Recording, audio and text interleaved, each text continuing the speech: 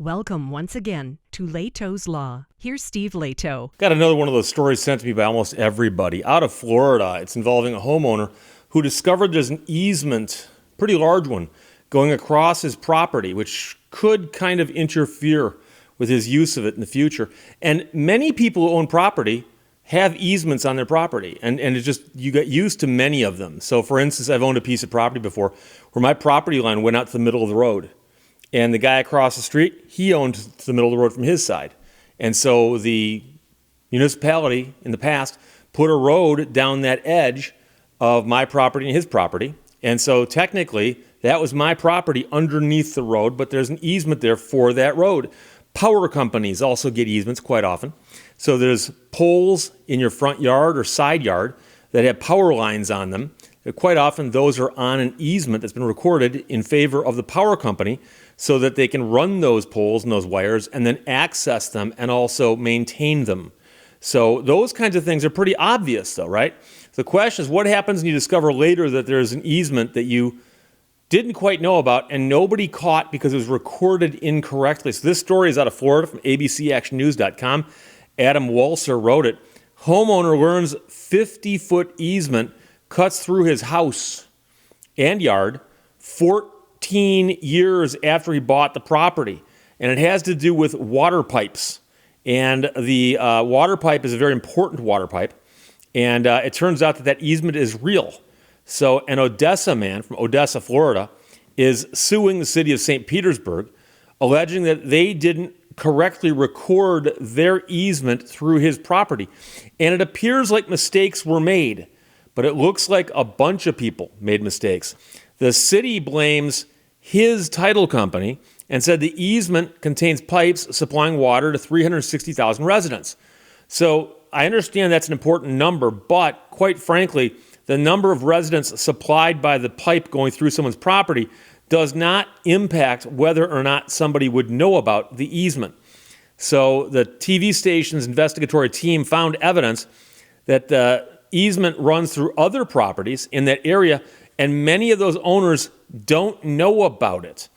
So the man's filed the lawsuit, and he said, this place was full of life. It's a great place to raise children. He's looking at his home.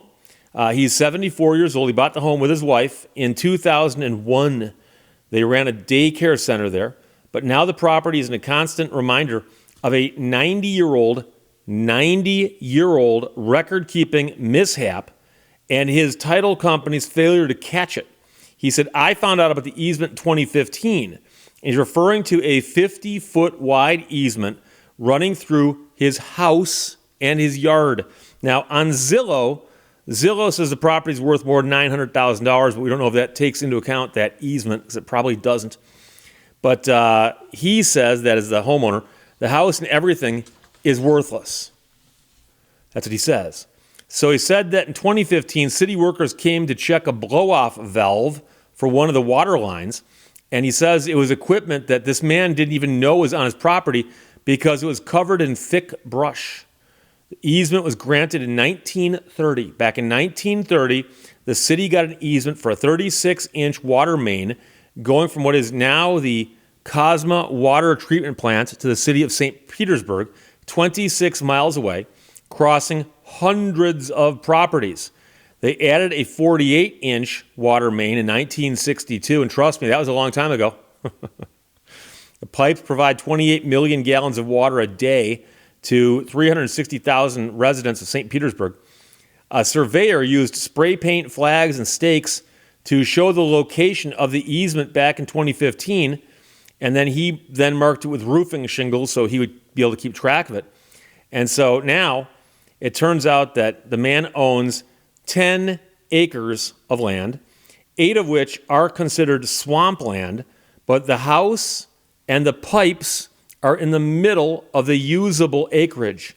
He said technically it goes through the pool, it goes through the hot tub, it goes through the screened-in, it goes through the kitchen, it goes to the bedroom. He's talking about the easement itself, okay? The pipes don't do that just yet. House and pool were built by a former owner back in 1982. Hillsborough County building permits show no easement, and that's a problem. So you buy a piece of property, there's no easements of record anywhere that anybody sees. every time you go to pull a permit, the municipality that grants the permits is supposed to double check to make sure that, oh, you want to put an extension on your house? Well, you can't put your extension on an easement that we have. You can't necessarily run a driveway over an easement, depending on what it is. And so they're going to double check these things. So if things were built in the meantime, more mistakes were made. Records show that the 1930 easement wasn't recorded until 1954. So 24 years after getting the easement, somebody thought, hey, maybe we should record that. So the man who owns this property here says, I contacted the title company and asked them if they could fix the problem. And so their lawyer filed the lawsuit in 2016. Now, sadly, this man's wife was diagnosed with cancer in 2020, so they closed the daycare and she passed away a few months later.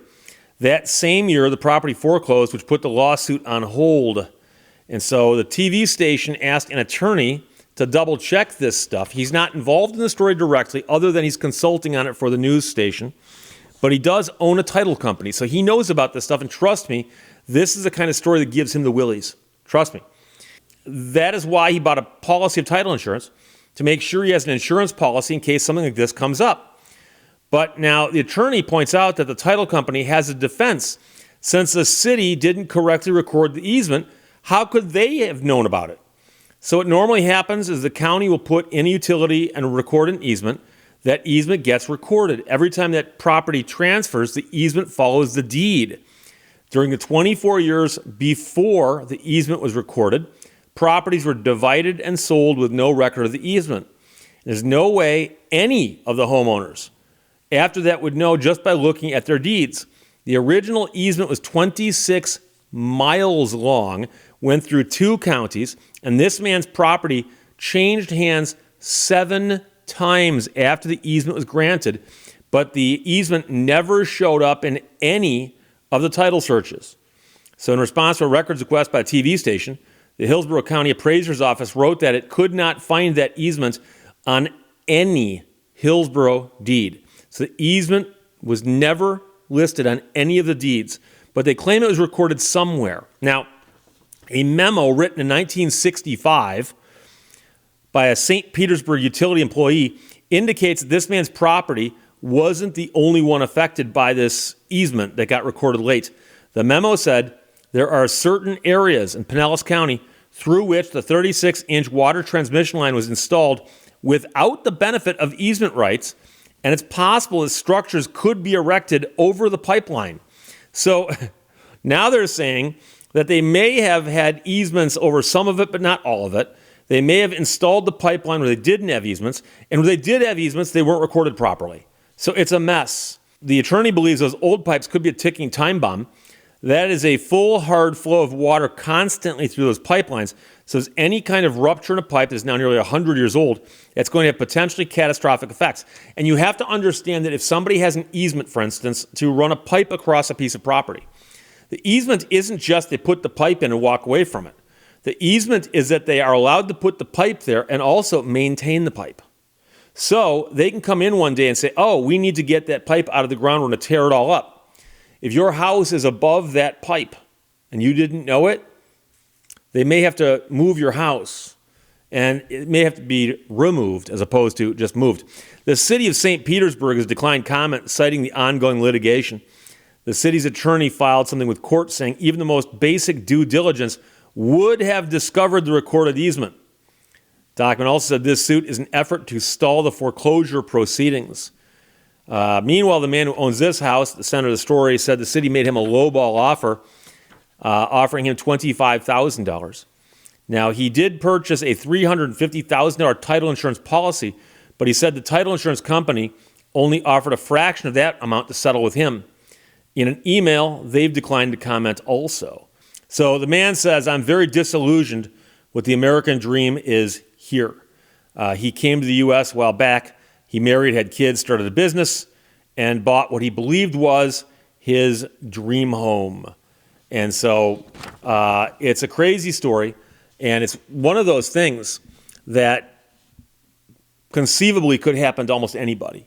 And if you've ever gone into the county office where they keep the actual land records, the big books, and the paper stuff that, I know a lot of it's being digitized and so on, but I've gone in and actually looked through that stuff. And it's fascinating to look at old history as seen through how the land was used. And so I've lived someplace before and found the maps showing what was there 100 years ago, 150 years ago, or 50 years ago, and watching how things changed. And it is very, very interesting. But the scary part here is that it looks like somebody thought, well, we should run a pipeline from here to here.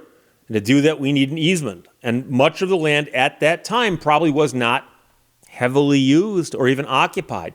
So they got the easement, ran the easement, and failed to record the easement. And then the real problem becomes what happens to people down the road who are innocent, and what more could you do other than to say, well, I hired a title insurance company, they did a title search, they went through all the records and they didn't find it. And oh, by the way, it turns out the municipality did in fact screw up by not recording this thing properly at one time or another.